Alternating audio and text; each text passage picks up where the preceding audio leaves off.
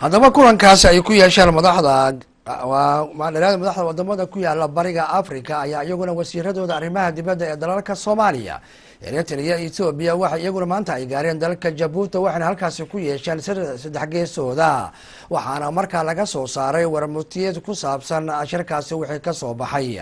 warkaasna waxa Djibouti nooga soo diray Xuseen Cumar. heerka wasiirada ka socda wadanka Eritrea oo kamid ah wasiirka arrimaha dibadda ee wadanka Eritrea, wasiirka arrimaha dibadda ee wadanka Ethiopia, wasiirka arrimaha dibadda ee Soomaaliya ee soo gaaray Djibouti maanta waxa uu soo dhaweeyay garoonka diyaaradaha ee caasimadda Djibouti. wasiirka arrimaha dibadda Jamhuuriyadda Djibouti Maxamuud Ali Yuusuf oo ay weheliyeen wasiirka garsoorka Muumin Ahmed Sheekh, wasiirka gaashaandhigga ee Djibouti Ali Xasan Bahdon, xogayaha guud ee xafiiska ra'iisul wasaaraha Nagiib Abdullah Kamil iyo qaar kamid ah mas'uuliyiinta wasaaradda arrimaha dibadda ee Djibouti. kadib soo dhaweyntaasi xubnaha wafdiga heerka wasiiro ee Eritrea, Ethiopia, Soomaaliya iyo Djibouti ayaa ku qaatay kulan gaaban qorsharafeedka garoonka diyaaradaha ee caasimadda Djibouti.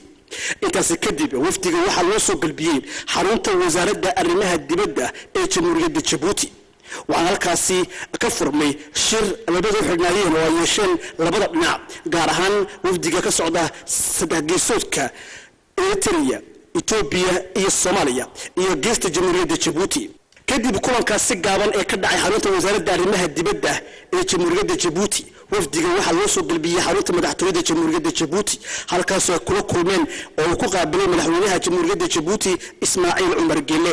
kulankaasi waxaa loo isku soo qaaday arrimaha degmada geeska Afrika waxaana ka qayb qaatay wasiirka arrimaha dibadda ee Eritrea Usman Salax, wasiirka arrimaha dibadda ee wadanka Ethiopia Warkini Gabayero, wasiirka arrimaha dibadda ee Soomaaliya Ahmed Ciise Cawad. geesta Jamhuuriyadda Djibouti waxa uu joogay wasiirka arrimaha dibadda ee Djibouti Maxamuud Ali Yuusuf. kadib markuu soo dhamaaday kulankaasi waxaa la hadlay warbaahinta labada wasiir ee arrimaha dibadda ee Eritrea iyo Jamhuuriyadda Djibouti. Today we came here to open. waxaana ku horreeyay hadalka wasiirka arrimaha dibadda ee Eritrea waxaana uu ka warbixiyay imaantikiisa Jamhuuriyadda Djibouti isagoo sheegay inuu si wanaagsan ugu faraxsan yahay la kulanka iyo joogitaankiisa maanta Djibouti uu joogo. waxaana uu xusay wasiirka arrimaha dibadda ee wadanka Eritrea Usman Salax in imaantikiisa uu hordhac u yahay bog cusub oo furmaya geeska Afrika gaar ahaan Djibouti iyo Eritrea. dire que nous sommes très heureux de la visite de son excellence monsieur Usman Saleh.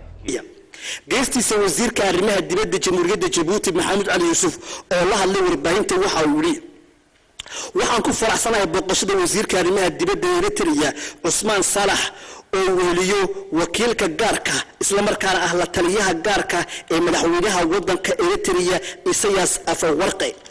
wafdigan waxa uu yimaadeen Djibouti si ay bog cusub ugu furaan cilaaqaadka labada dal ee Djibouti iyo Eritrea.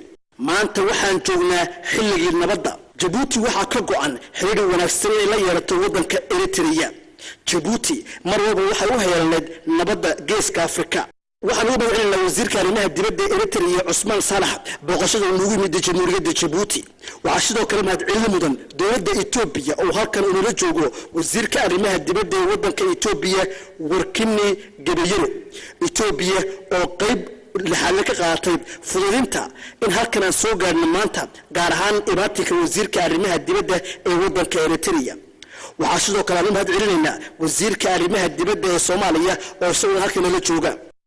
waxaana hadda suurtagal noqon doonta isdhexgal dhaqaale in degmada geeska Afrika ay gaadho mar haddii la helo deganaansho loo dhanyahay geeska Afrika. maanta dambaalka la wadaagayno dareenka bulshada Jamhuuriyadda Djibouti iyo bulshada wadanka Eritrea dhammaan bulshada gobolka waxa uu yahay degmadu waxa ay hore u soconaysaa xasilooni iyo nabad si loo helo horumar dhaqaale iyo horumar waara. wafdigaasi heerka wasiirka iyo wasiirka arrimaha dibadda ee wadanka Eritrea oo joogay Djibouti waqti kooban ayaa isla doorbimadii maanta ka dhoofay garoonka diyaaradaha ee caasimadda Djibouti. Xuseen Cumar, TV-ga Universal, madaxtooyada Djibouti.